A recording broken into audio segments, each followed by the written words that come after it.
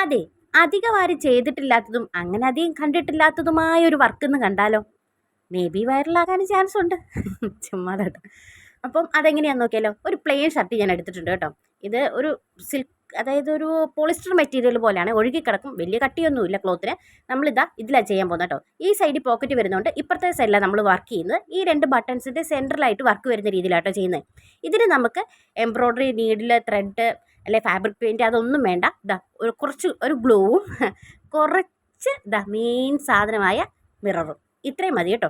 ഇത് കുറച്ച്, അതായത് റൗണ്ട് ഷേപ്പിലെ മിററും ഡയമണ്ട് ഷേപ്പിലെ മിററും ആട്ടോ ഞാൻ എടുത്തിരിക്കുന്നത്. ഇത് വെച്ചിട്ടാണ് നമ്മളിന്ന് ചെയ്യുന്നത്.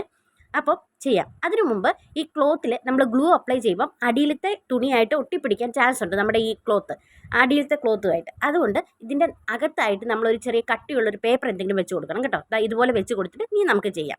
ഇത് കണ്ടോ, ഈ 3 സൈസിൽ ഇത് ഉണ്ട്. ആദ്യം ഇച്ചിരി വലുത്, അതിൽ ചെറുത്, അതിൽ ചെറുത്, അങ്ങനെ റൗണ്ട് ഷേപ്പിലെ 3 ടൈപ്പ് മിററും ഒരു ഡയമണ്ട് ഷേപ്പിലെ മിററും, ഒന്നല്ല ഡയമണ്ട് ഷേപ്പിൽ കുറച്ച് മിററും എടുത്തിട്ടുണ്ട് കേട്ടോ.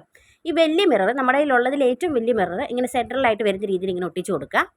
അതിന് ചുറ്റും അതിനേക്കാട്ടിലും വലിപ്പം കുറഞ്ഞ ചെറിയ മിറേഴ്സ് ഇല്ലേ, ഇതുപോലെ അതിന് ചുറ്റും ഇങ്ങനെ ഒട്ടിച്ചു കൊടുക്കുക.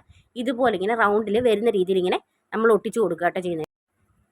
ഇതിപ്പോൾ നമ്മൾ കംപ്ലീറ്റ് ഇങ്ങനെ ഓരോന്നായിട്ട് ഒട്ടിച്ചെടുത്തു കേട്ടോ. ഇത് കണ്ടോ, ഇത് കംപ്ലീറ്റ് ഇങ്ങനെ മുഴുവനും ഒട്ടിച്ചെടുത്തു. ഞാൻ പറഞ്ഞില്ല, അധികം അങ്ങനെ നമ്മൾ അങ്ങനെ ഒരു, അതായത് യൂട്യൂബിലോ ഫേസ്ബുക്കിലോ അങ്ങനെ നമ്മൾ ഇൻസ്റ്റയിലോ അല്ലെങ്കിൽ പിൻട്രസ്റ്റിലൊന്നും അധികം ഇങ്ങനെ കണ്ടിട്ടില്ല മിറർ മാത്രം ചെയ്തിട്ടുള്ള ഒരു വർക്ക്. അതുകൊണ്ട് നമ്മളൊരു വെറൈറ്റിക്ക് വേണ്ടി ചെയ്ത് കഴിയുമ്പോൾ എങ്ങനെയുണ്ടെന്ന് അറിയുകയും ചെയ്യാമല്ലോ. അപ്പോൾ ഇനി അടുത്തത് ഡയമണ്ട് ഷേപ്പിലുള്ള ഓരോ മിറേഴ്സ് ആട്ടോ നമ്മളിങ്ങനെ ഒട്ടിച്ച് കൊടുക്കുന്നത്. ആദ്യം ഇതുപോലെ മേളിലും താഴെ ഇങ്ങനെ വരുന്ന രീതിയിൽ നമ്മൾ ആദ്യം ഓരോന്ന് ഒട്ടിച്ച് കൊടുത്തിട്ട് അതിന് ചുറ്റും പിന്നെ അതിനകത്തായിട്ട് വരുന്ന രീതിയിൽ ഇതുപോലെ ഇങ്ങനെ കംപ്ലീറ്റ് ഒട്ടിച്ചെടുക്കുക കേട്ടോ ചെയ്യുന്നത്.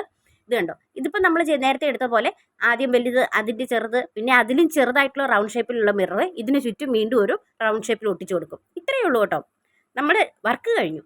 അപ്പം ഇതുപോലെ ഇങ്ങനെ ഓരോന്നായിട്ട് നമുക്ക് ഇതുപോലെ ഇങ്ങനെ ഇതും കൂടെ ഒട്ടിച്ചെടുക്കാം. അപ്പോൾ ഇതിൻ്റെ ഫൈനൽ ലുക്ക് എന്താണെന്ന് നിങ്ങൾക്ക് കാണണ്ടേ? ഞാനത് കാണിച്ചു തരാവേ, വായോ.